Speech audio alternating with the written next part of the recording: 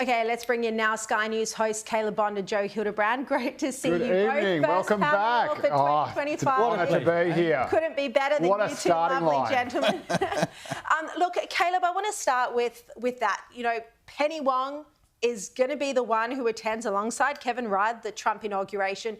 Yet she's been angering the Biden administration. And by the way, not just on Israel, but also on just how chummy they all are with China. The US isn't comfortable with that.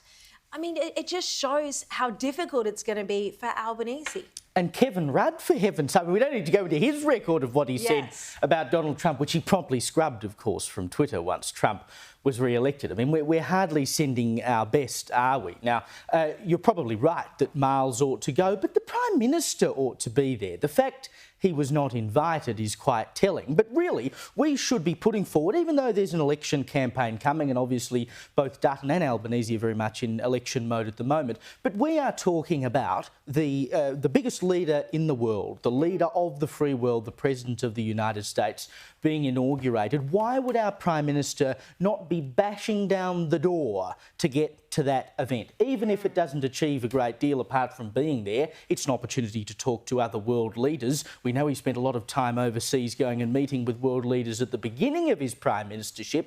He doesn't seem to be so keen to do it now. With perhaps the most because important ally. Yeah, indeed. But perhaps because he's more worried about what's going on at home, and he thinks he needs to be on TV screens here more than he does talking to world leaders because he's worried about his job. Yeah, and we'll get to election timing in a moment, especially with you, Joe, because I'm sure you've got some insights on that. But what do you think of that footage? You know, it shows you just how close, because not everyone at that New Year's Eve party had access to Donald Trump. It was a roped-off area, yet they spent quite a lot of time speaking with Scott Morrison and Anthony Pratt, and yet nothing with Kevin Rudd, nothing with Penny Wong. It's embarrassing. I think the problem is, and it's a problem that is even more broad than just those individuals, but there has been, I think, a certain smugness among left-wing elites and, you know, left of the left elites, the upper middle class left, as I'm constantly lamenting about, where they were just dismissive of Trump, all embracing, you know, new sort of agenda, and that this is progressive politics and it's inevitable. And we've seen that not just on dismissing Trump, but dismissing Australia Day. There was a really interesting poll in the telly today that shows support for Australia Day is actually growing. Waleed Ali himself, no less, said that, you know, the midnight hour of wokeness is upon us and that woke is in its death throes. Few of us have been saying that for years. but again, it's certain. I think it actually genuinely seems to be the case, and I know this from people I've spoken to in the New South Wales Labor Party and from what has happened in the US. Where all not just at Sky News. No, absolutely not. No. Where people would be coming out, like people in the Labor Party, again, not to reveal any confidences, but people in the Labor Party have been coming out saying, oh, we all think this is crazy too, but we thought we were the only ones. We just thought it was inevitable and that these people would just take over our party. And they've actually pushed back.